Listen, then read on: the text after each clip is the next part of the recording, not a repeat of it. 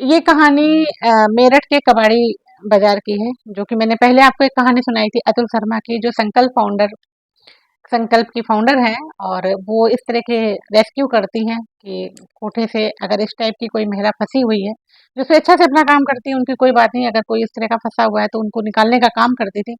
और ये कहानी पुरानी है, लेकिन ये कहानी उन्हीं की जुबानी उन्होंने एक जगह सुनाई थी, तो मुझे लगा कि आपको भी सुनानी चाहिए। तो ये कहानी मैडम बताती हैं कि वो एक बार कबाड़ी मार्केट के उसी कोठे पर गई, और उस कोठे पर उन्होंने एक लड़की को देखा, जो कि अपना मतलब इतना फेस हमेशा ढक करके रखती थी। और जो वहाँ की हेड थी, वो भी जैसे इनसे बात करने की अगर मैम कोशिश करती हैं, तो शर्मा जी अगर कोशिश करती है तो वो बोलती है हाँ बात कर लो, मुझे कोई दिक्कत नहीं। वो पूछती कि कहाँ से आई है, कौन है, तो वो बोलती है आप बात करके पूछ लो कौन है, कहाँ से आई है, उनको कोई एतराज नहीं होता।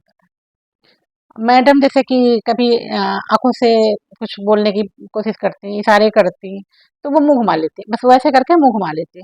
और आपने हमेशा अपना चेहरा, इतना चेहरा वो हमेशा एक साइड का ढक के रखती थी। मैडम को थोड़ा-सा मतलब डाउट लगता था कि ऐसा क्या है कि चेहरा अपना ढक ढक कर के रखती है, कोई बात भी नहीं करती है, जब भी मैं बात करने की कोशिश करती हूँ, तो ये मुँह घुमा लेती है, ऐसा क्या है? मतलब एक उनके अंदर जिज्ञासा हुई इसको जानने की। लेकिन वो जब भी इनसे बात करने की कोशिश करती थी, वो अपना मुँह घुमा लेती थी। मैडम बात ही नहीं कर पाती थी। और जो वहाँ की कोठे की हेड थी, वो भी कहती थी कि आप बात कर लो, उसको भी कोई डर नहीं था कि बात करना चाहो तो कर लो। एक दिन मैडम को जाने क्या सूझा, मैडम उसके पास बैठ, वो जब भी कहती है कि मुझे उससे बात करनी है, तो वो कहती है जाओ बैठ जाओ, जाओ आप बात कर लो। एक दिन अतुल शर्मा जी और वो लड़की और वो जो कोठे की हेड थी, ये तीनों लोग बैठे थे। वो कुछ बोलने की कोशिश कर रही थी, लेकिन उस लड़की ने कोई जवाब नहीं दिया। चूँकि वहाँ की जो हेड थी उसको ये पता था कि ये इंग्लिश जानती है, तो मैडम उसकी भाषा समझ ही नहीं पाएँगी, क्या बात करेंगी, तो बिल्कुल बेफ़िक्र रहती थी, क्योंकि वो विदेशी लड़की थी।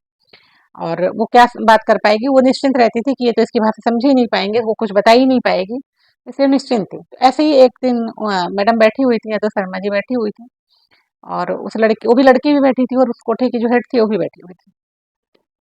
थोड़ी देर बैठने के बाद वो जो कोठे की हेड होती है, वो उठ के चली जाती है। उठ के चली जाती है, तो जैसे मैडम कहती है कि मुझे तो लग रहा था कि इसी टाइम का इंतज़ार था। उनके जाते ही मैम बोलती हैं कि मैंने अपने बैग से कॉपी और पेन उस लड़की को दिया, और इशारों में कहा कि तुम्हें जो कुछ भी बोलना है वो इस पेपर पे लिख दो। कहती हैं कि वो कि यकीन नहीं करोगे, जैसे उसको इसी पल का इंतज़ार था, उसने वो कॉपी और पेन जल्दी से लिया और लिखना शुरू किया। बोली वो इतनी अच्छी इंग्लिश में लिख रही थी, वो लिख रही थी और ये पढ़ती जा रही थी।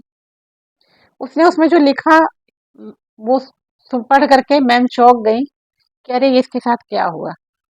वो बता रही थी कि वो एक कजाकिस्तान से आई हुई थी और घूमने आई हुई थी दिल्ली में।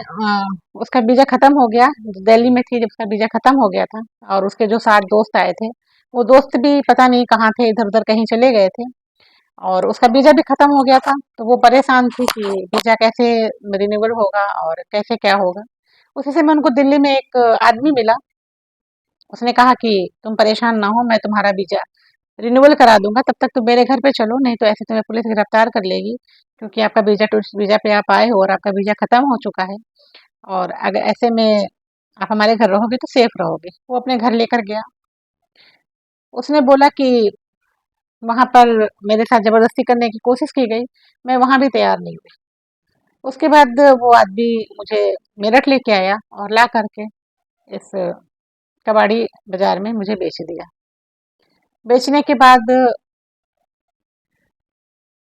यहाँ पर भी मेरे साथ कहा गया कि इन कामों को करने के लिए। मैं इस काम के लिए तो नहीं आई थी इंडिया में, मैं तो घूमने आई थी। मैंने विरोध किया इस चीज़ का, तो मेरे चेहरे पर एसिड डाल दिया गया, जिससे कि उसका एक चेहरा, इस साइड का पूरा चेहरा जल गया, और उसकी आंखें तक नहीं थी एक साइड की।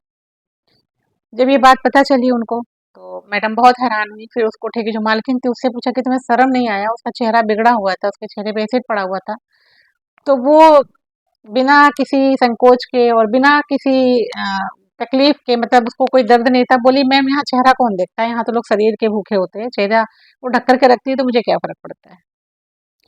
क्योंकि एक फॉरेनर थी, तो पैसे भी अच्छे मिलते थे। अच्छी सुंदर गोरी चिट्टी लड़की थी। मैम बताती हैं कि एक साइड जो चेहरा जला हुआ नहीं था, वो चेहरा उसका बहुत सुंदर था, एकदम गोरी सी थी और चूंकि एसिड पड़ गया था उसके चेहरे पर तो वो एक साइड का उसका चेहरा जल गया था। जब उन्होंने सुना तो उसको वहां से निकाला, निकाल करके फिर उसका वीजा बनवाया गया फिर से। वहां से संपर्क किया गया, उसकी फैमिली से संपर्क किया गया। करीब 2 से 3 साल के बाद वो जा पाई वहां तक, अपने घर तक पहुंच पाई और मैडम की हेल्प से पहुंच पहुंच पाई। मैडम उसकी बहुत हेल्प की, वीजा बनवाया, पुलिस वालों का भी सहारा लिया। पूरी टीम मिल करके पूरा रेस्क्यू किया उसका और उसको निकाला और उसको उसके देश कजाकिस्तान भेजा। तो सैल्यूट करती हूँ ऐसी महिलाओं को भी जो देश के लिए ऐसा काम करती हैं। कहानी आपको कैसी लगी ज़रूर बताइएगा, कमेंट कमेंट करके ज़रूर बताइएगा कहानी के बारे में। और अगर आपकी कोई राय हो तो आप वो भी बता सकते हैं मेरे चैनल के बारे में। और आपका तहे दिल से धन्यवाद जो हमारे चैनल को आप इतना सपोर्ट करते हैं, अपना इतना प्यार देते हैं। आपका यही प्यार और सपोर्ट आगे बढ़ने के हौसलों को बढ़ाता है और नई-नई चीज़ें ढूँढ के लाने के लिए हिम्मत देता है हम लोग को। तो मिलते हैं किसी नई कहानी में, तब तक के लिए नमस्कार।